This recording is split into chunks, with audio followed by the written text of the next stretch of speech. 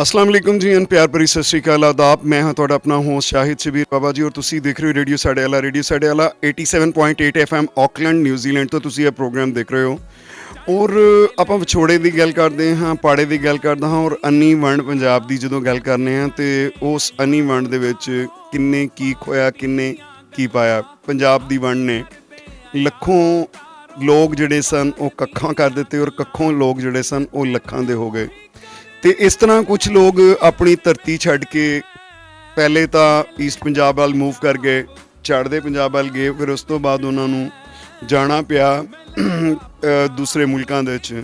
ਪੂਰਾ ਯੂਰਪ ਭਰਿਆ ਪਿਆ, ਕੈਨੇਡਾ ਭਰਿਆ ਪਿਆ ਔਰ ਮਿਨੀ ਪੰਜਾਬ ਜਿਹੜਾ ਇੱਕ ਤਾਂ ਕੈਨੇਡਾ ਹੈ ਔਰ ਦੂਸਰਾ ਮਿਨੀ ਪੰਜਾਬ ਜਿਹੜਾ ਬੈਡਫੋਰਡ ਹੈ, ਤੀਜਾ ਮਿਨੀ ਪੰਜਾਬ ਜਿਹੜਾ ਉਹ ਕੈਲੀਫੋਰਨੀਆ ਹੈ। ਯਾਨੀ ਕਿ ਦੂਸਰੀ ਵੱਡੀ ਆਬਾਦੀ ਪੰਜਾਬੀਆਂ ਦੀ ਕੈਲੀਫੋਰਨੀਆ USA ਦੇ ਵਿੱਚ ਵੱਸਦੀ ਹੈ। 2016 ਦੇ ਵਿੱਚ ਬੰਦਾ ਨਾ ਚੀਜ਼ ਨੂੰ ਉੱਥੇ ਜਾਣ ਦਾ ਮੌਕਾ ਮਿਲਿਆ ਅਤੇ ਜਾ ਕੇ ਦੇਖਿਆ ਕਿ ਹਰ ਚੌਥਾ ਬੰਦਾ ਜਿਹੜਾ ਨਜ਼ਰ ਆ ਰਿਹਾ ਸੀ ਉਹ ਪੰਜਾਬੀ ਹੀ ਨਜ਼ਰ ਆ ਰਿਹਾ ਸੀ। ਚਾਹੇ ਉਹ ਮੁਸਲਮਾਨ ਸੀ, ਚਾਹੇ ਉਹ ਹਿੰਦੂ ਸੀ, ਚਾਹੇ ਉਹ ਸਿੱਖ ਸੀ, ਲੇਕਿਨ ਉਹ ਪੰਜਾਬੀ ਬੋਲਦਾ ਵੀ ਸੀ ਔਰ ਪੰਜਾਬੀ ਸਮਝਦਾ ਵੀ ਸੀ। ਸਾਡੇ ਸਾਰੇ ਢਾਬੇ ਵੀ ਮੈਨੂੰ ਦਿਸੇ ਉੱਤੇ ਗੋ ਕੇ ਆਪਣੀ ਮਿੱਟੀ ਦੇ ਜਿਹੜੀ ਆਪਣੀ ਮਿੱਟੀ ਸੀ ਉੱਥੋਂ ਲੋਕਾਂ ਨੂੰ ਪੁੱਟ ਕੇ ਦੂਸਰੀ ਥਾਂ 'ਤੇ ਸੁੱਟਿਆ ਗਿਆ। ਅਤੇ ਮੈਂ ਕਿਸੇ ਨੂੰ ਪੁੱਛਿਆ ਕਿ ਬਈ ਤੁਸੀਂ ਕਿੱਦਾਂ ਦਾ ਫੀਲ ਕਰਦੇ ਹੋ? ਤਾਂ ਉਹਨਾਂ ਨੇ ਕਿਹਾ ਕਿ ਇੱਕ ਵਾਰੀ ਇੱਕ ਬੂਟੇ ਨੂੰ ਜਦੋਂ ਪੁੱਟ ਕੇ ਜੜ੍ਹਾਂ ਤੋਂ ਸੁੱਟ ਦਿੱਤਾ ਜਾਂਦਾ ਤਾਂ ਬਾਬਾ ਜੀ ਉਹਦੇ ਵਾਸਤੇ ਕੋਈ ਮੁਸ਼ਕਿਲ ਗੱਲ ਨਹੀਂ ਹੁੰਦੀ ਕਿ ਉਹ ਫਿਰ ਇੱਥੇ ਗਿਆ, ਉੱਥੇ ਗਿਆ ਜਾਂ 7 ਸਮੁੰਦਰ ਪਾਰ ਗਿਆ। ਅਤੇ ਆਪਾਂ ਮਤਲਬ ਕਿ ਜਦੋਂ ਇੱਥੋਂ ਗਏ ਹਾਂ ਅਤੇ ਉੱਥੇ ਜਾ ਕੇ ਵੀ ਸਾਨੂੰ ਜਿਹੜਾ ਲਫ਼ਜ਼ ਦਿੱਤਾ ਗਿਆ ਮੁਹਾਜਰਾਂ ਦਾ ਦਿੱਤਾ ਗਿਆ, ਠੀਕ ਹੈ ਜੀ। ਕਈਆਂ ਨੂੰ ਭਾਪੇ ਕਿਹਾ ਗਿਆ, ਕਈਆਂ ਨੂੰ ਕੁਝ ਕਿਹਾ ਗਿਆ, ਅਤੇ ਉਹ ਵਰਡਸ ਜਿਹੜੇ ਸਨ ਤੀਰ ਦੀ ਤਰ੍ਹਾਂ ਚੁਭਦੇ ਸਨ ਕਿ ਜਿਸ ਧਰਮ ਕਰਮ ਦੀ ਖਾਤਰ ਇਨਸਾਨ ਆਪਣਾ ਘਰ-ਬਾਰ ਛੱਡ ਕੇ ਦੂਸਰੇ ਮੁਲਕ ਦੇ ਵਿੱਚ ਜਾਂਦਾ ਹੈ, ਦੂਸਰੀ ਜਗ੍ਹਾ 'ਤੇ ਜਾਂਦਾ, ਉੱਥੇ ਵੀ ਜਦੋਂ ਲੋਕ ਐਕਸੈਪਟ ਨਹੀਂ ਕਰਦੇ ਅਤੇ ਫਿਰ ਉਹ ਹੋਰ ਬਰਾਈਟ ਫਿਊਚਰ ਦੇਖਣ ਵਾਸਤੇ ਉਸ ਜਗ੍ਹਾ ਤੋਂ ਵੀ ਅੱਗੇ ਚਲਾ ਜਾਂਦਾ ਹੈ। ਅਤੇ ਇਸੇ ਤਰ੍ਹਾਂ ਸਾਡੇ ਕਈ ਭਰਾ ਜਿਹੜੇ ਨੇ ਆਪਣੀ ਅਸਲ ਮਦਰਲੈਂਡ ਛੱਡ ਕੇ ਈਸਟ ਪੰਜਾਬ ਵੱਲ ਗਏ। ਈਸਟ ਪੰਜਾਬ ਤੋਂ ਵੀ ਉਹਨਾਂ ਦਾ ਦਿਲ ਨਾ ਲੱਗਾ, ਉੱਥੇ ਵੀ ਉਹ ਚੀਜ਼ ਨਾ ਉਹਨਾਂ ਨੂੰ ਮਿਲੀ ਜੋ ਉਹ ਚਾਹੁੰਦੇ ਸਨ, ਅਤੇ ਉੱਥੋਂ ਫਿਰ ਉਹ 7 ਸਮੁੰਦਰ ਪਾਰ ਵੀ ਨਿਕਲ ਗਏ। ਉਹਨਾਂ ਪਰਿਵਾਰਾਂ ਦੇ ਵਿੱਚੋਂ ਮੈਂ ਡਾਕਟਰ ਦਲਵੀਰ ਸਿੰਘ ਪੰਨੂ ਜੀ ਦੀ ਗੱਲ ਕੀਤੀ, ਸਰਜੀਤ ਸਿੰਘ ਹੋਤੀ ਜੀ ਦੀ ਗੱਲ ਕੀਤੀ। ਇਹ ਸਾਰਿਆਂ ਦੇ ਪਿੰਡ ਜਿਹੜੇ ਨੇ ਉਹ ਪਾਕਿਸਤਾਨ ਦੇ ਵਿੱਚ ਮੌਜੂਦ ਨੇ। ਉਹਨਾਂ ਫੈਮਿਲੀ ਦੇ ਵਿੱਚੋਂ ਹੀ ਮਲਹੋਤਾ ਫੈਮਿਲੀ ਜਿਹੜੇ ਆਪਣਾ ਸੈਨ ਡਿਏਗੋ ਦੇ ਮੇਰੇ ਸਫ਼ਰ ਜਿਨ੍ਹਾਂ ਨੇ ਦੇਖਿਆ ਕਿ ਇੱਕ ਮੈਂ ਚਰਚ ਨੁਮਾ ਗੁਰਦੁਆਰਾ ਸੀ ਜਿੱਥੇ ਮੈਂ ਇੱਕ ਸਪੀਚ ਕੀਤੀ ਸੀ ਔਰ ਉੱਥੇ ਜਿੱਥੇ ਮੈਂ ਕਹਿੰਦਾ ਹੁੰਦਾ ਕਿ ਹਰ ਅੱਖ ਰੋਈ ਸੀ। ਅਤੇ ਉਹਨਾਂ ਵਿੱਚੋਂ ਇੱਕ ਗੁਰੂ ਘਰ ਉਹ ਵੀ ਸੀ ਸੈਨ ਡਿਏਗੋ ਵਾਲਾ ਗੁਰਦੁਆਰਾ ਜਿੱਥੇ ਕਿ ਮੈਂ ਸਪੀਚ ਕੀਤੀ। ਅਤੇ ਉਸ ਵੇਲੇ ਮੈਨੂੰ ਪਤਾ ਲੱਗਾ ਕਿ ਮੈਂ ਕਿੰਨੀ ਕੁ ਮਹਾਨ ਧਰਤੀ ਦੇ ਉੱਤੇ ਪੈਦਾ ਹੋਇਆ, ਉਹ ਮਿੱਟੀ ਕਿੰਨੀ ਕੁ ਸੁਨੱਖੀ ਹੈ ਕਿ ਜਿਹਦੀਆਂ ਗੱਲਾਂ ਸੁਣ ਕੇ ਹਰ ਅੱਖ ਜਿਹੜੀ ਆ ਗਿੱਲੀ ਹੋ ਰਹੀ ਹੈ। ਅਤੇ ਉਸ ਜਗ੍ਹਾ ਤੋਂ ਹੀ ਸਾਡੇ ਭਾਈ ਅਰਵਿੰਦਰ ਮਲਹੋਤਰਾ ਜੀ ਆਪਣੀ ਅੱਜ ਧਰਤੀ 'ਤੇ ਵਾਪਸ ਆਏ ਨੇ, ਡੁਮੇਲੀ ਦੇ ਵਿੱਚ ਵਾਪਸ ਆਏ ਨੇ। ਅਸੀਂ ਵੀ ਅੱਜ ਕਹਿ ਲਓ ਤਕਰੀਬਨ 4 ਸਾਲ ਬਾਅਦ ਇਸ ਜਗ੍ਹਾ 'ਤੇ ਵਾਪਸ ਆਏ ਹਾਂ। ਐਸੇ ਕਚਹਿਰੀ ਦੇ ਵਿੱਚ ਅਸੀਂ ਅਵਾਰਡ ਸੈਰੇਮਨੀ ਕੀਤੀ, ਬੜੇ ਖੁਸ਼ ਸਾਂ ਅਸੀਂ ਜਦੋਂ ਰਾਜਾ ਜਹਾਂਜ਼ੇਬ ਜ਼ਮੂਦ ਨੇ ਸਾਨੂੰ ਇੱਥੇ ਇਨਵਾਈਟ ਕੀਤਾ, ਸਾਨੂੰ ਲੰਚ ਦਿੱਤਾ ਔਰ ਇੱਥੇ ਕੋਈ ਤਕਰੀਬਨ 120 ਦੀ ਗੈਦਰਿੰਗ ਸੀ ਸਾਡੀ। ਮੈਨੂੰ ਇੰਝ ਲੱਗ ਰਿਹਾ ਜਿਵੇਂ ਹੁਣੇ ਹੀ ਉਹ ਟੈਂਟ ਕਿਸੇ ਨੇ ਪੱਟੇ ਹੋਣ ਔਰ ਉਹ ਸਾਰਾ ਮੰਜ਼ਰ ਇੱਕਦਮ ਮੇਰੀਆਂ ਅੱਖਾਂ ਦੇ ਸਾਹਮਣੋਂ ਖਤਮ ਹੋ ਗਿਆ ਹੋਇਆ। ਤਾਂ ਉਸ ਵੇਲੇ ਵੀ ਮੈਂ ਜਿਹੜਾ ਜ਼ਿਕਰ ਕੀਤਾ ਸੀ ਕਿਹੜੀ ਹਸਤੀ ਦਾ ਕੀਤਾ ਸੀ, ਉਹ ਇਹਨਾਂ ਦਾ ਕੀਤਾ ਸੀ। ਮੇਰੇ ਵੀਰ ਜਿਹੜੇ ਅਮਰੀਕਾ ਤੋਂ ਅੱਜ ਚਲੋ ਦੇਰ ਆਏ ਦਰੁਸਤ ਆਏ, ਇਹਨਾਂ ਦੇ ਵੱਡੇ 75 ਸਾਲ ਪਹਿਲੇ ਇੱਥੋਂ ਸਾਰਾ ਕੁਝ ਛੱਡ ਕੇ ਹੱਸਦਾ ਵਸਦਾ ਘਰ, ਇਹ ਹੱਸਦਾ ਵਸਦਾ ਸ਼ਹਿਰ ਜਿਹੜਾ ਉਹ ਛੱਡ ਕੇ ਚਲੇ ਗਏ। ਅੱਜ ਪਹਾੜ ਦੇਖ ਲਏ ਤੁਸੀਂ? ਬਿਲਕੁਲ ਦੇਖ ਲਏ ਜੀ। ਮੈਨੂੰ ਦੱਸਿਆ ਗਿਆ ਸੀਗਾ ਵੀ ਪਿੱਛੇ ਬੜੇ ਸੋਹਣੇ ਪਹਾੜ ਸੀ, ਮੈਂ ਦੇਖ ਰਿਹਾ ਬੜੇ ਸੋਹਣੇ ਉੱਚੇ ਉੱਚੇ ਪਹਾੜ ਨੇ ਪਿੱਛੇ। ਅਤੇ ਅਸੀਂ ਹੋਰ ਗੱਲ ਅਰਵਿੰਦਰ ਮਲਹੋਤਰਾ ਜੀ ਨਾਲ ਕਰਦੇ ਹਾਂ ਕਿ ਜਿਨ੍ਹਾਂ ਦੇ ਗ੍ਰੈਂਡ ਪੇਰੈਂਟਸ ਜਿਹੜੇ ਨੇ ਇੱਥੇ ਵਸਦੇ ਹੱਸਦੇ ਭਰੀਆਂ ਦੁਕਾਨਾਂ ਭਰੇ ਘਰ ਛੱਡ ਕੇ ਅਤੇ ਮਾਈਗਰੇਟ ਕਰ ਗਏ। ਉਹ ਨਾਲ ਦੀ ਨਾਲ ਆਪਣਾ ਇੱਕ ਵੱਡਾ ਪੁੱਤਰ ਵੀ ਇੱਥੇ ਹੀ ਛੱਡ ਕੇ, ਜੋ ਕਿ ਮੁਸ਼ਰਫਾ ਬਾ ਇਸਲਾਮ ਹੋਏ, ਰੱਬ ਦੀ ਰਹਿਮਤ ਨਾਲ ਮੁਸਲਮਾਨ ਹੋਏ ਔਰ ਉਹਨਾਂ ਦੀ ਆਲ ਔਲਾਦ ਇੱਥੇ ਹੀ ਹੋਈ ਔਰ ਉਸ ਤੋਂ ਬਾਅਦ ਕੁਛ ਜਾ ਕੇ ਕਰਾਚੀ ਹੋਈ। ਬਾਕੀ ਇਹਨਾਂ ਦੀ ਕਹਾਣੀ ਇਹਨਾਂ ਦੀ ਜ਼ਬਾਨੀ ਜੀ। ਸਤਿ ਸ਼੍ਰੀ ਅਕਾਲ ਜੀ, ਜੀ ਆਇਆਂ ਨੂੰ। ਸਤਿ ਸ਼੍ਰੀ ਅਕਾਲ ਜੀ, ਥੈਂਕ ਯੂ ਵੈਰੀ ਮਚ।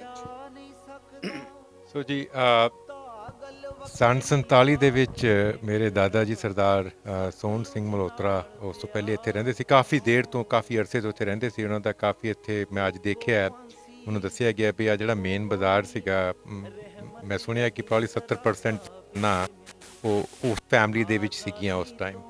ਤੇ ਉਹ ਅਸੀਂ ਘਰ ਵੀ ਦੇਖਿਆ ਕਿ ਜਿਹੜੇ ਦਾਦਾ ਜੀ ਦਾ ਘਰ ਸੀਗਾ ਉਸ ਟਾਈਮ ਬਹੁਤ ਹੀ ਵੱਡਾ ਘਰ ਸੀਗਾ। ਮੈਂ ਹੈਰਾਨ ਰਹਿ ਗਿਆ ਕਿ ਕਿੱਦਾਂ ਅਲੋਂਗ ਦਾ ਸੜਕ ਜਾ ਰਿਹਾ ਤੇ ਪਿੱਛੇ ਤੱਕ 2 ਉਹਦੇ ਦਰਵਾਜ਼ੇ ਸੀਗੇ ਤੇ 2 ਭਰਾ ਰਹਿੰਦੇ ਸੀ ਉਹ ਉਸ ਘਰ ਵਿੱਚ। ਤੇ ਮੇਰੇ ਦਾਦਾ ਜੀ ਦੇ 4 ਪੁੱਤਰ ਸਨ ਤੇ ਉਹਨਾਂ ਚੋਂ 3 ਦਾ ਜਨਮ ਇੱਥੇ ਹੋਇਆ ਸੀ, 1 ਦਾ ਪਾਰਟੀਸ਼ਨ ਤੋਂ ਬਾਅਦ ਉੱਧਰ ਜਾ ਕੇ ਹੋਇਆ ਸੀ ਤੇ 5 ਮੇਰੀ ਭੂਆ ਸਨ ਤੇ ਉਹਨਾਂ ਸਾਰਿਆਂ ਦਾ ਜਨਮ ਇੱਥੇ ਹੀ ਹੋਇਆ ਸੀ। ਕੁਝ ਸਾਲ ਪਹਿਲੇ ਜਦੋਂ ਸ਼ਾਹਿਦ ਜੀ ਨੇ ਵੀਡੀਓ ਭੇਜਿਆ ਸੀ ਬਣਾ ਕੇ, ਤੇ ਮੈਨੂੰ ਯਾਦ ਹੈ ਮੇਰੀ ਭੂਆ ਜਿਹੜੇ ਸੀਗੇ ਸਾਰੇ, 1 ਭੂਆ ਉੱਧਰ ਜਨਮ ਹੋਇਆ, 4 ਭੂਆ ਦਾ ਇੱਧਰ ਜਨਮ ਹੋਇਆ।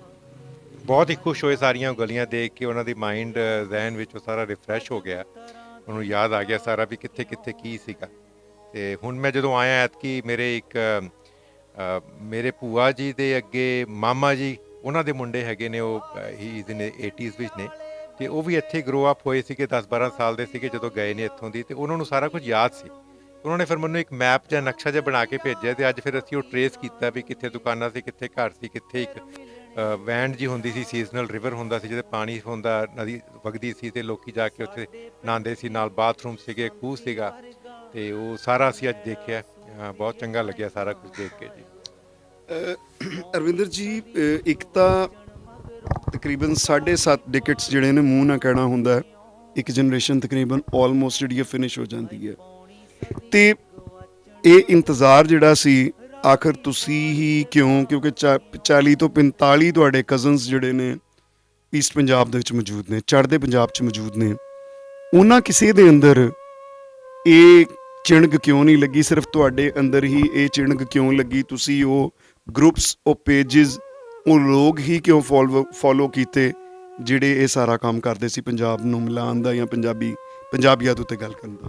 ਤੇ ਇਹ ਐਕਚੁਅਲੀ ਕੋਈ ਅਬਾਊਟ 5 ਸਾਲ ਪਹਿਲੇ, 5-6 ਸਾਲ ਪਹਿਲੇ ਹੀ ਐਕਚੁਅਲੀ ਮੈਨੂੰ ਇਹ ਕਹਿ ਲਓ ਇਸ ਪਾਸੇ ਮੇਰਾ ਰੁਝਾਨ ਹੋਇਆ। ਇੱਕ ਕਿਤਾਬ ਆਈ ਸੀਗੀ ਜਿਹੜੀ ਲੋਸਟ ਹੈਰੀਟੇਜ, ਇਸ ਬਾਰੇ ਦੀ ਸੀਗੀ, ਜਿਹੜੇ ਵਿੱਚ ਇਸ ਸਾਈਡ ਦੇ ਗੁਰਦੁਆਰੇ ਵਗੈਰਾ ਦਿਖਾਏ ਗਏ ਸੀ ਅਮਰਦੀਪ ਸਿੰਘ ਹੋਣਾ ਦੀ। ਉਸ ਕਿਤਾਬ ਦੇ ਵਿੱਚ ਫਿਰ ਮੈਂ ਸ਼ਾਹਿਦ ਉਹਨਾਂ ਦਾ ਨਾਮ ਪੜ੍ਹਿਆ ਥਾਂ ਤੇ, ਬਿਕੋਜ਼ ਇਹ ਉਹਨਾਂ ਨੂੰ ਲੈ ਕੇ ਗਏ ਸੀ ਅਮਰਦੀਪ ਉਹਨਾਂ ਨੂੰ, ਤੇ ਫਿਰ ਮੈਂ ਇਹਨਾਂ ਨੂੰ ਫੋਲੋ ਕਰਨਾ ਸ਼ੁਰੂ ਕੀਤਾ, ਇਹਨਾਂ ਦੇ ਵੀਡੀਓਜ਼ ਦੇਖਣੇ ਸ਼ੁਰੂ ਕੀਤੇ YouTube ਤੇ, Facebook ਤੇ ਉਦੋਂ ਫਿਰ ਪਤਾ ਲੱਗਿਆ ਵੀ ਕਿੰਨਾ ਹੀ ਕੁਛ ਵੰਡ ਤੋਂ ਬਾਅਦ ਇੱਧਰ ਰਹਿ ਗਿਆ। ਤਕਰੀਬਨ 70% ਪੰਜਾਬ ਇੱਧਰ ਰਹਿ ਗਿਆ, ਸੋ 70% ਲੋਕਾਂ ਦੇ ਘਰ, ਗੁਰਦੁਆਰੇ, ਮੰਦਿਰ ਸਾਰੇ ਇੱਧਰ ਰਹਿ ਗਏ ਨੇ। ਤੇ ਫਿਰ ਮਨ ਵਿੱਚ ਇੱਕ ਜਿਗਿਆਸਾ ਸੀਗੀ ਤਦ ਦੀ, ਤੇ ਕਿ ਕਿਸੇ ਟਾਈਮ ਮੌਕਾ ਲੱਗਿਆ ਤੇ ਜ਼ਰੂਰ ਜਾ ਕੇ ਆਵਾਂਗੇ, ਤੇ ਰੱਬ ਨੇ ਸਬਬ ਬਣਾਇਆ ਤੇ ਹੁਣ ਚਾਂਸ ਮਿਲਿਆ। ਬਾਕੀ ਇਹ ਕਿ ਜਿਹੜੇ ਬਾਕੀ ਕਜ਼ਨਸ ਨੇ, ਮੇਰੀ ਭੂਆ ਨੇ, ਮੇਰੇ ਚਾਚੇ ਨੇ, ਉਹ ਸਾਰੇ ਆਉਣਾ ਚਾਹੁੰਦੇ ਨੇ ਐਕਚੁਅਲੀ। ਇਹ ਨਹੀਂ ਕਿ ਉਹਨਾਂ ਦੇ ਮਨ ਵਿੱਚ ਨਹੀਂ ਹੈਗਾ ਕਿ, ਬਟ ਉਹ ਮਨ ਦੇ ਵਿੱਚ ਇੱਕ ਥੋੜ੍ਹਾ ਜਿਹਾ ਡਰ ਵੀ ਹੈ। ਮੈਂ ਬਾਹਰ ਨਿਕਲ ਗਿਆ, ਮੇਰੇ ਕੁਝ ਕਜ਼ਨਸ ਆਸਟ੍ਰੇਲੀਆ ਵੀ ਹੈਗੇ ਨੇ, ਤੇ ਉਧਰੋਂ ਆਉਣਾ ਸੌਖਾ ਸੀ, ਬਟ ਇੰਡੀਆ ਵਿੱਚ ਨੇ ਬਾਕੀ ਸਾਰੀ ਫੈਮਿਲੀ ਇੰਡੀਆ 'ਚ, ਤੇ ਉਹਨਾਂ ਦੇ ਦਿਮਾਗ 'ਚ ਥੋੜ੍ਹਾ ਡਰ ਵੀ ਹੈਗਾ ਹਾਲੇ। ਤੇ ਹੁਣ ਉਹ ਸਾਰਾ ਦੇਖ ਰਹੇ ਨੇ ਤੇ ਦੇਖ ਕੇ ਖੁਸ਼ ਹੋ ਰਹੇ ਨੇ ਵੀ ਲੱਗਦਾ ਹੈ ਵੀ ਮੇਬੀ ਅਸੀਂ ਵੀ ਕਿਸੇ ਟਾਈਮ ਜਾ ਸਕਦੇ ਹਾਂ। ਜਿਸ ਤਰ੍ਹਾਂ ਦਾ ਮੇਰਾ ਸਫ਼ਰ ਬੀਤਿਆ ਸਾਰਾ, ਮੈਂ ਸਾਰਾ ਅਲੋਂਗ ਦਾ ਵੇ ਉਹਨਾਂ ਨਾਲ ਸ਼ੇਅਰ ਕਰ ਰਿਹਾ। ਸੋ ਇਨਸ਼ਾਅੱਲਾ ਦੇਖੋ ਇਹ ਕੜੀ ਅੱਗੇ ਜੁੜਦੀ ਜਾਏਗੀ ਤੇ ਅੱਗੇ ਹੋਰ ਰਿਲੇਟਿਵਸ ਵੀ ਆ ਸਕਣਗੇ ਜੀ। ਬੂੰਦ ਬੂੰਦ ਦਰਿਆ ਬਣੇਗਾ, ਜਿਸ ਤਰ੍ਹਾਂ ਕਿ ਤੁਹਾਨੂੰ ਕਿਹਾ ਕਿ ਕਤਰਾ ਕਤਰਾ ਮਿਲ ਕੇ ਹੀ ਦਰਿਆ ਬਣਦਾ ਹੈ, ਉਹ ਰੋਜ਼ ਆ ਕੇ ਫਿਰ ਸਮੁੰਦਰ ਬਣ ਜਾਂਦਾ ਹੈ। ਤੇ ਉਹ ਦਿਨ ਦੂਰ ਨਹੀਂ ਹੈਗਾ ਕਿ ਜਦੋਂ ਲੋਕ ਆਪਣੇ ਤੋਂ ਵਿਛੜਿਆਂ ਹੋਇਆਂ ਨਾਲ ਦੁਬਾਰਾ ਮਿਲਣਗੇ, ਉਹਨਾਂ ਨਾਲ ਦੁਬਾਰਾ ਗੱਲਬਾਤ ਹੋਏਗੀ, ਇੱਕ ਦੂਜੇ ਨੂੰ ਗੱਲ ਵਕੜੀ ਪਾ ਕੇ, ਤੇ ਉਹ ਜਿਹੜੀਆਂ ਹਾਵਾਂ ਹੋਕੇ ਨੇ ਉਹ ਕਦੀ ਖੁਸ਼ੀ ਦੇ ਵਿੱਚ ਵੀ ਬਦਲਣਗੇ। ਕਿਆ ਕਦੀ ਕੋਈ ਸੋਚ ਸਕਦਾ ਹੈ ਕਿ ਇੱਕ ਦਾਦੇ ਦੀ ਔਲਾਦ, ਗ੍ਰੈਂਡਫਾਦਰ ਦੀ ਔਲਾਦ ਜਿਹੜੀ ਹੈ, ਇਸ ਪਾਸੇ ਬੈਠੇ ਹੋਏ ਸਨ ਆਫ ਸ਼ੇਖ ਇਸਮਾਈਲ, ਸ਼ੇਖ ਵਾਸਿਫ ਸਾਹਿਬ, ਔਰ ਦੂਸਰੇ ਪਾਸੇ ਸਰਦਾਰ ਅਰਵਿੰਦਰ ਮਲਹੋਤਰਾ ਜੀ, ਔਰ ਦੋਵਾਂ ਦੇ ਦਾਦਾ ਜੀ ਦਾ ਨਾਮ ਸਰਦਾਰ ਸੋਹਨ ਸਿੰਘ ਹੈ। ਕੈਸੀ ਗੱਲ ਹੈ ਕਿ ਸਰਦਾਰ ਸੋਹਨ ਸਿੰਘ ਮਲਹੋਤਰਾ ਦੇ 2 ਪੋਤਰੇ ਮੇਰੇ ਨਾਲ ਬੈਠੇ ਹੋਏ ਨੇ, ਇੱਕ ਸਿੱਖ ਹੈ ਔਰ ਇੱਕ ਮੁਸਲਿਮ ਹੈ। ਵਾਸਿਫ ਜੀ, ਵੈਸੇ ਤਾਂ ਕਹਿਣਾ ਬਹੁਤ ਆਸਾਨ ਹੁੰਦਾ ਹੈ ਕਿ ਠੀਕ ਹੈ ਜੀ, ਅਸੀਂ ਸਾਡੇ ਕਜ਼ਨ ਨੇ, ਫਸਟ ਕਜ਼ਨ ਨੇ, ਬੜਾ ਪਿਆਰ ਵੀ ਹੁੰਦਾ ਹੈ। ਤੇ ਕੀ ਫੀਲ ਕਰਦੇ ਹੋ ਤੁਸੀਂ ਕਿ 75 ਸਾਲ ਬਾਅਦ ਤੁਹਾਡੇ ਏਜ ਫੈਲੋ ਜਿਹੜੇ ਨੇ ਉਹ ਤੁਹਾਡੇ ਘਰ ਫਸਟ ਟਾਈਮ ਆਏ? ਬਿਸਮਿਲ੍ਲਾਹਿਰ ਰਹਿਮਾਨਿਰ ਰਹੀਮ। ਮੈਨੂੰ ਇੰਜ ਫੀਲ ਹੋ ਰਿਹਾ ਹੈ ਜਿਵੇਂ ਇਹ ਇਹਨਾਂ ਦੇ ਵਾਲਿਦ ਔਰ ਮੇਰੇ ਵਾਲਿਦ ਇਹ ਦੋ ਸਗੇ ਭਰਾ ਸਨ ਤੇ ਉਹ ਇਸ ਵੇਲੇ ਇੱਥੇ ਕਚਹਿਰੀ 'ਚ ਬੈਠੇ ਨੇ, ਆਪਸ ਵਿੱਚ ਗੱਲਬਾਤ ਕਰ ਰਹੇ ਨੇ। ਮੈਨੂੰ ਕੋਈ ਮਤਲਬ ਬੜੀ ਖੁਸ਼ੀ ਹੋ ਰਹੀ ਹੈ ਕਿ ਮੈਂ ਆਪਣੇ ਚਾਚੇ ਦੇ ਪੁੱਤਰ ਨਾਲ ਇੱਥੇ ਬੈਠਿਆ ਵਾਂ। ਇਹ ਇੱਥੇ ਆਏ ਨੇ, ਆਪਣਾ ਪੁਰਾਣਾ ਇਹਨਾਂ ਆਪਣਾ ਦਾਦਕਾ ਸਾਰਾ ਵੇਖਿਆ ਹੈ, ਜਿੱਥੇ ਇਹਨਾਂ ਦੇ ਵਾਲਿਦ ਸਾਹਿਬ ਕਾਰੋਬਾਰ ਕਰਦੇ ਸੀ, ਜਿਹੜੀਆਂ ਇਹਨਾਂ ਦੀਆਂ ਦੁਕਾਨਾਂ ਸਨ, ਜਿਹੜਾ ਇਹਨਾਂ ਦਾ ਘਰ ਬੂਆ ਸੀ, ਉਹ ਸਾਰਾ ਮੈਂ ਦੱਸਿਆ ਇਹਨਾਂ ਨੂੰ। ਦੱਸਿਆ ਜੀ ਮੇਰੇ ਵਾਲਿਦ ਤੇ ਤੇਰੇ ਤੁਸਾਂ ਦੇ ਵਾਲਿਦ ਇਸ ਘਰ 'ਚ ਪੈਦਾ ਹੋਏ ਸਨ, ਸਾਡੇ ਦਾਦਾ ਜੀ ਇੱਥੇ ਰਹਿੰਦੇ ਸਨ, ਠੀਕ ਹੈ ਨਾ। ਤੇ ਬੜਾ ਬਹੁਤ ਖੁਸ਼ੀ ਹੋ ਰਹੀ ਹੈ ਕਿ ਨਾ, ਔਰ ਮੈਂ ਅਲਫਾਜ਼ ਮੇਰੇ ਕੋਲ ਨਹੀਂ ਜੇ ਮੈਂ ਬਿਆਨ ਕਰਾਂ ਕਿ ਅਸੀਂ ਅੱਜ ਦੋਏ ਭਰਾ ਇੱਥੇ ਬੈਠੇ ਹਾਂ, ਠੀਕ ਹੈ ਨਾ। ਔਰ ਆਪਣੇ ਮਾਜ਼ੀ ਵਿੱਚ ਗਏ ਹੋਏ ਹਾਂ ਇਸ ਵੇਲੇ ਅਸੀਂ ਕਿ ਸਾਡੇ ਇੱਥੇ ਦਾਦਾ ਸੀ, ਸਾਡੇ ਵਾਲਿਦ ਸਾਹਿਬ, ਮੇਰੇ ਚਾਚਾ ਇੱਥੇ ਬਾਜ਼ਾਰ ਵਿੱਚ ਫਿਰਦੇ ਸਨ, ਇੱਥੇ ਇਹਨਾਂ ਗਲੀਆਂ 'ਚ ਨੱਚਦੇ ਭੱਜਦੇ ਸਨ, ਠੀਕ ਹੈ ਨਾ। ਤੇ ਅੱਜ ਉਹ ਮਤਲਬ ਹੈ ਕਿ ਸਾਡੇ ਕੋਲ ਕੋਈ ਨਹੀਂ, ਠੀਕ ਹੈ ਨਾ। ਤੇ ਅਸੀਂ ਦੋਏ ਭਰਾ ਉਹਨਾਂ ਦੀ ਯਾਦ ਤਾਜ਼ਾ ਕਰਨ ਵਾਸਤੇ, ਠੀਕ ਹੈ ਨਾ, ਅਸੀਂ ਸਪੈਸ਼ਲੀ ਡਮੇਲੀ ਵਿਜ਼ਿਟ ਕੀਤਾ, ਇਹਨਾਂ ਕੀ ਦੱਸਣ ਵਾਸਤੇ ਆਏ ਹਾਂ। ਇਹ ਤੁਸਾਂ ਨੇ ਇੱਥੇ ਦਾਦਾ ਬਹਿੰਦੇ ਸਨ, ਇੱਥੇ ਤੁਸਾਂ ਨੇ ਤਾਇਆ ਬਹਿੰਦੇ ਸਨ, ਇੱਥੇ ਤੁਸਾਂ ਦੇ ਚਾਚੇ ਸਨ, ਇਹ ਤੁਹਾਡੀ ਵਾਲਦਾ ਇਹਨਾਂ ਗਲੀਆਂ 'ਚ ਫਿਰਦੇ ਸਨ, ਤੇ ਤੁਹਾਡੇ ਵਾਲਿਦ ਸਾਹਿਬ ਵੀ ਇੱਥੇ ਆਉਂਦੇ ਸਨ। ਮੇਰੇ ਦਾਦਾ ਔਰ ਇਹਨਾਂ ਦੇ ਦਾਦਾ ਇੱਕ ਹੀ, ਠੀਕ ਹੈ ਨਾ। ਤੇ ਅਸਾਂ ਇੱਕੋ ਦਾਦਾ ਦੀ ਔਲਾਦ ਹਾਂ। ਤੇ ਮੈਨੂੰ ਬਹੁਤ ਖੁਸ਼ੀ ਹੋ ਰਹੀ ਹੈ ਔਰ ਮੈਨੂੰ ਬਹੁਤ ਜ਼ਬਰਦਸਤ ਫੀਲ ਹੋ ਰਿਹਾ ਹੈ। ਮੈਨੂੰ ਅੱਜ ਆਪਣੇ ਵਾਲਿਦ ਸਾਹਿਬ ਬਹੁਤ ਯਾਦ ਆ ਰਹੇ, ਮੈਂ ਬਿਆਨ ਨਹੀਂ ਕਰ ਸਕਦਾ। ਅਲਹਮਦੁਲਿਲਾ, ਅੱਲਾਹ ਤਾਲਾ ਦਾ ਕਰਮ ਹੈ ਕਿ ਮੇਰੇ ਵਾਲਿਦ ਸਾਹਿਬ ਨੂੰ ਅੱਲਾਹ ਤਾਲਾ ਨੇ ਇਸਲਾਮ ਕਬੂਲ ਕਰਨ ਦੀ ਸਾਦਤ ਨਸੀਬ ਕੀਤੀ ਹੈ। ਬਸ ਮੈਂ ਔਰ ਅੱਲਾਹ ਦਾ ਬੜਾ ਸ਼ੁਕਰਗੁਜ਼ਾਰ ਹਾਂ ਕਿ ਅੱਲਾਹ ਤਾਲਾ ਨੇ ਮੈਨੂੰ ਮੇਰੇ ਭਰਾ ਨਾਲ ਮਿਲਾਇਆ। Thank you very much. ਉਹ ਭਾਈ ਸਾਹਿਬ ਤੇ ਬਹੁਤ ਹੀ ਇਮੋਸ਼ਨਲ ਹੋ ਗਏ। ਮੈਂ ਵੀ ਜਦੋਂ ਇੱਦਾਂ ਦੀਆਂ ਸਟੋਰੀਆਂ ਕਰਨਾ ਤਾਂ ਕਈ ਵਾਰੀ ਮੈਨੂੰ 7-7 ਦਿਨ ਰਾਤੀ ਨੀਂਦ ਨਹੀਂ ਆਉਂਦੀ, ਅਤੇ ਸੇਮ ਫੀਲਿੰਗ ਜਿਹੜੀ ਹੈ ਆਈ ਕੈਨ ਅੰਡਰਸਟੈਂਡ, ਕਿਉਂਕਿ ਮੇਰੀ ਇਹ ਕੋਈ 84-85ਵੀਂ ਜਿਹੜੀ ਹੈ ਰਿਕਾਰਡਿੰਗ ਹੈ ਐਸੇ ਤਰ੍ਹਾਂ ਦੀ ਕਿ ਜਿਹੜੇ ਲੋਕ ਆਪਣੀ ਮਿੱਟੀ ਨੂੰ ਛੱਡ ਕੇ ਅੱਗੇ ਪਿੱਛੇ ਗਏ ਔਰ ਵਾਪਸ ਆਏ। ਅਤੇ ਭਾਈ ਸਾਹਿਬ ਤੁਸੀਂ ਵੀ ਫਸਟ ਟਾਈਮ ਪਾਕਿਸਤਾਨ ਪਹੁੰਚੇ, ਫਸਟ ਟਾਈਮ ਆ ਕੇ ਆਪਣੇ ਕਜ਼ਨਸ ਨੂੰ ਮਿਲੇ, ਜਿਨ੍ਹਾਂ ਦੇ ਨਾਲ ਵਿੱਚੋਂ ਕਿਸੇ ਇੱਕ ਅੱਧੇ ਨਾਲ ਤੁਹਾਡੀ ਗੱਲਬਾਤ ਫੋਨ ਦੇ ਉੱਤੇ ਹੁੰਦੀ ਸੀ। ਉਹ ਕਿਆ ਉਸ ਇੱਕ ਪੰਜਾਬੀ ਦੀ ਮਿਸਾਲ ਹੈ ਕਿ ਖੂਨ ਆਪਣਾ ਹੋਵੇ ਤੇ ਖਿੱਚ ਮਾਰਦਾ ਹੀ ਹੈ। ਜੀ ਬਿਲਕੁਲ ਮਾਰਦਾ, ਤੁਸੀਂ ਦੇਖਿਆ। ਹਾਲਾਂਕਿ ਅਸੀਂ ਕਦੀ ਮਿਲੇ ਨਹੀਂ, ਬਟ ਜਦੋਂ ਮਿਲੇ ਹਾਂ ਤਾਂ ਇੱਦਾਂ ਲੱਗਦਾ ਹੈ ਸਦਾ ਲਈ ਜਾਣਦੇ ਸੀ ਅਸੀਂ, ਤਾਂ ਇਸ ਤਰ੍ਹਾਂ ਖਿੱਚ ਸਾਡੇ 'ਚ ਪਈ ਹੈ। ਅਤੇ ਮੈਂ ਜਦ ਤੱਕ ਕਰਾਚੀ ਤੋਂ ਆਇਆ ਇੱਥੇ, ਮੈਨੂੰ ਰੋਜ਼ ਬਿਨ ਨਾਗਾ ਫੋਨ ਆਉਂਦੇ ਨੇ, ਇਹਨਾਂ ਸਾਰੇ ਭਰਾਵਾਂ ਦੇ ਮੈਨੂੰ ਫੋਨ ਆਉਂਦੇ ਨੇ, ਬੱਚਿਆਂ ਦੇ ਇਹਨਾਂ ਦੇ ਅੱਗੇ ਮੈਸੇਜ ਆਉਂਦੇ ਨੇ ਕਿ ਠੀਕ ਹੋ ਤੁਸੀਂ, ਠੀਕ ਹੋ, ਸਭ ਕੁਝ ਖੈਰੀਅਤ ਵਿੱਚ ਹੈ। ਅਤੇ ਬਿਆਨ ਨਹੀਂ ਕਰ ਸਕਦੇ ਕਿ ਇਹਨੂੰ ਕਿੰਨਾ ਆ ਕੇ ਇੱਥੇ ਪਿਆਰ ਮਿਲਿਆ ਸਾਰਾ। ਬਹੁਤ ਬਹੁਤ ਵਧੀਆ ਲੱਗਿਆ, ਬਹੁਤ ਚੰਗਾ। ਆਉਂਦੀ ਪੀੜ੍ਹੀ ਜਿਹੜੀ ਹੈ ਤੁਹਾਡੀ, ਉਹਦੇ ਨਾਮ ਦੇ ਉੱਤੇ ਤੁਸੀਂ ਕੀ ਮੈਸੇਜ ਦੇਵੋਗੇ? ਆਪਣੇ ਬੱਚਿਆਂ ਨੂੰ ਕੀ ਮੈਸੇਜ ਦੇਣਾ ਚਾਹੋਗੇ? ਕਿਉਂਕਿ 40 ਤੋਂ 45 ਤੁਹਾਡੇ ਅੱਗੇ ਜਿਹੜੇ ਨੇ ਸਾਰੇ ਰਿਸ਼ਤੇਦਾਰ ਇੱਥੇ ਈਸਟ ਪੰਜਾਬ ਦੇ ਵਿੱਚ ਵੀ ਮੌਜੂਦ ਨੇ। ਉਹ ਲਾਜ਼ਮੀ ਗੱਲ ਹੈ ਸਾਰਿਆਂ ਨੂੰ ਪਤਾ ਕਿ ਵੀ ਉਹਨਾਂ ਦੇ ਪੁਰਖ ਕਿੱਥੋਂ ਉੱਠ ਕੇ ਆਏ ਨੇ। ਉਹਨਾਂ ਨੂੰ ਕੀ ਮੈਸੇਜ ਦੇਣਾ ਚਾਹੋਗੇ? ਮੈਂ ਇਹ ਹੋਪ ਕਰਦਾ, ਮੇਰੀ ਇਹ ਆਸ ਹੈ ਕਿ ਮੇਰੇ ਆਉਣ ਨਾਲ ਇਹ ਰਾਹ ਖੁੱਲ੍ਹੇ ਨੇ ਅਤੇ ਸਾਡੇ ਪਰਿਵਾਰ ਨੂੰ ਉੱਧਰ ਅਤੇ ਇੱਧਰ ਦੇ ਪਰਿਵਾਰ ਨੂੰ ਆਪਸ ਵਿੱਚ ਇਹ ਹੋਰ ਜ਼ਿਆਦਾ ਜੁੜਨਗੇ, ਇੱਕ ਦੂਜੇ ਨੂੰ ਜਾਣਨਗੇ ਅਤੇ ਅੱਗੇ ਹੋਰ ਆਉਣਾ ਜਾਣਾ ਹੋਏਗਾ, ਮੇਲ ਮਿਲਾਪ ਹੋਏਗਾ। ਇਹ ਮੇਰੀ ਉਮੀਦ ਹੈ।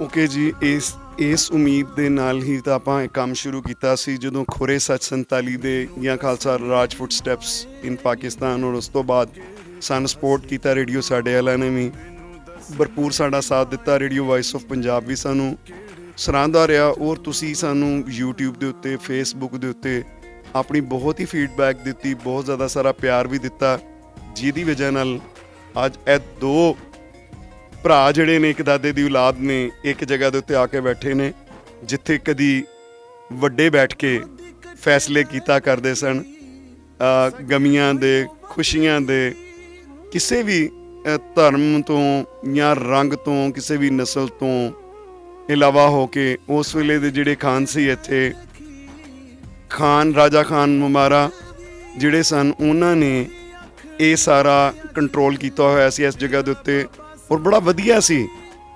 ਡੁਮੇਲੀ ਸ਼ਹਿਰ ਦੇ ਮੁਤਲਕ ਮੈਂ ਤੁਹਾਨੂੰ ਦੱਸਦਾ ਚੱਲਾਂ ਕਿ ਅਗਰ ਤੁਸੀਂ ਦੀ ਚੀਫਸ ਆਫ ਪੰਜਾਬ ਪੜ੍ਹੋ ਤਾਂ ਤੁਹਾਨੂੰ ਸ਼ਾਇਦ ਜ਼ਿਆਦਾ ਮਿਲ ਜਾਏਗਾ। ਤੋਂ ਥੋੜ੍ਹੀ ਅੱਗੇ ਇੱਕ ਹੋਰ ਪਿੰਡ ਹੈ ਉਹ ਬਕਾਇਦਾ ਤੌਰ ਤੇ ਸਿੰਘਾਂ ਦਾ ਹੈ, ਜਿਹਨੂੰ ਕਿ ਗੁੜਾ ਉਤਮ ਸਿੰਘ ਕਿਹਾ ਜਾਂਦਾ ਹੈ। ਤੇ ਗੁੜਾ ਉਤਮ ਸਿੰਘ ਜਿਹੜਾ ਹੈ ਉਹ ਬਹੁਤ ਹੀ ਇੱਕ ਪਿਆਰੀ ਜਗ੍ਹਾ, ਕਿਸੇ ਦਿਨ ਤੁਹਾਨੂੰ ਵੀ ਦਿਖਾਵਾਂਗੇ। ਆਓ ਤਾਂ ਤੁਹਾਨੂੰ ਅਸੀਂ ਜਿਹੜੀ ਹੈ ਇਹ ਕਚਹਿਰੀ ਹੈ, ਇਹਦੇ ਅੰਦਰ ਜਿਹੜਾ ਇਤਿਹਾਸ ਰਚਿਆ ਹੋਇਆ ਹੈ ਜਾਂ ਤਾਰੀਖ ਰਚੀ ਹੋਈ ਹੈ ਉਹ ਵੀ ਤੁਹਾਨੂੰ ਦਿਖਾਉਂਦੇ ਹਾਂ। ਔਰ ਉਸ ਦੌਰ ਦੇ ਆਰਮੀ ਦੇ ਯੂਨੀਫਾਰਮ ਔਰ ਉਹਦੇ ਵਿੱਚ ਜੋ ਇਹਨਾਂ ਨੂੰ ਰੈਂਕਸ ਮਿਲੇ ਹੋਏ ਸਨ, ਇੱਥੇ ਜਿਨ੍ਹਾਂ ਦੀ ਇਹ ਕਚਹਿਰੀ ਹੈ, ਤੇ ਉਹ ਤੁਸੀਂ ਦੇਖੋਗੇ। ਤੁਹਾਨੂੰ ਉਮੀਦ ਕਰਦੇ ਹਾਂ ਤੁਹਾਨੂੰ ਪਸੰਦ ਆਏਗੀ ਨੇ। ਤੇ ਚੱਲਦੇ ਹਾਂ ਅੰਦਰ ਤੇ ਦਿਖਾਉਂਦੇ ਹਾਂ ਤੁਹਾਨੂੰ। ਸੱਥਾਂ ਹੋਈਆਂ ਸ਼ਮਸ਼ਾਨ,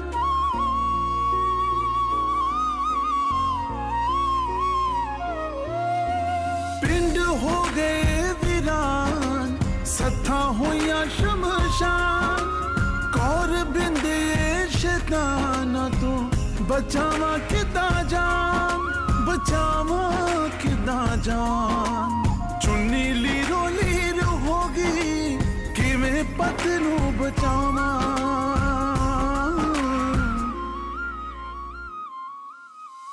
ਮੈਨੂੰ ਦੱਸ ਮੇਰੀ ਮਾਏ ਨੀ ਮੈਂ ਕਿਹੜੇ ਪਾਸੇ ਜਾਵਾਂ। ਮੈਨੂੰ ਦੱਸ ਮੇਰੀ ਮਾਏ ਨੀ ਮੈਂ ਕਿਹੜੇ ਪਾਸੇ ਜਾਵਾਂ। ਮੈਨੂੰ ਦੱਸ ਮੇਰੀ ਮਾਏ ਨੀ ਮੈਂ ਕਿਹੜੇ ਪਾਸੇ ਜਾਵਾਂ।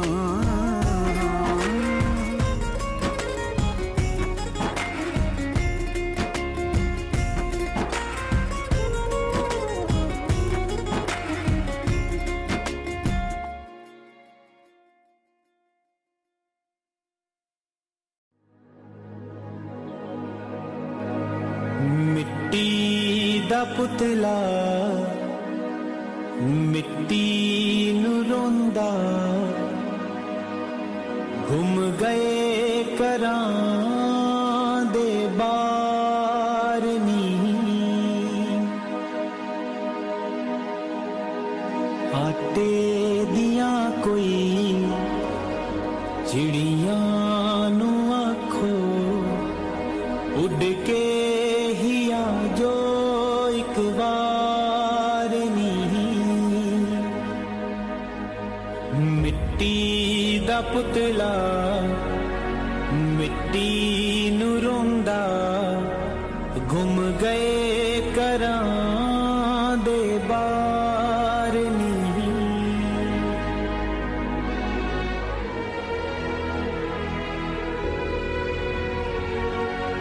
ਪੈਰਾਂ ਦੀਆਂ ਇਹਨਾਂ ਤਲੀਆਂ ਦੇ ਉੱਤੇ ਪਿੰਡਾਂ ਦੇ ਨਕਸ਼ੇ ਤਾਂ ਉਕਰੇ ਪਏ ਨੇ। ਉਹ ਪਿੱਪਲਾਂ ਦੀ ਛਾਵੇਂ, ਉਹ ਤੀਆਂ ਦੇ ਮੇਲੇ, ਟੁੱਟ ਗਈਆਂ ਵੰਗਾਂ ਦੇ ਟੁਕੜੇ ਪਏ ਨੇ।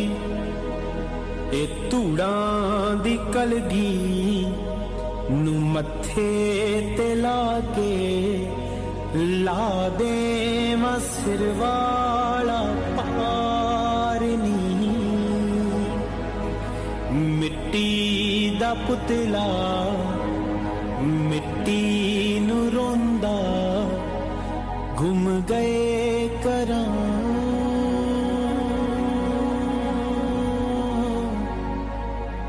ਦੇ ਬਾਰ ਨੀ। ਆਟੇ ਦੀਆਂ ਕੋਈ ਚਿੜੀਆਂ ਨੂੰ ਆਖੋ, ਉੱਡ ਕੇ ਹੀ ਆ ਜੋ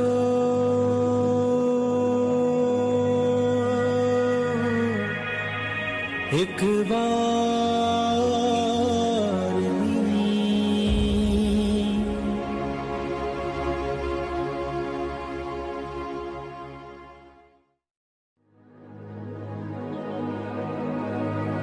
ਮਿੱਟੀ ਦਾ ਪੁਤਲਾ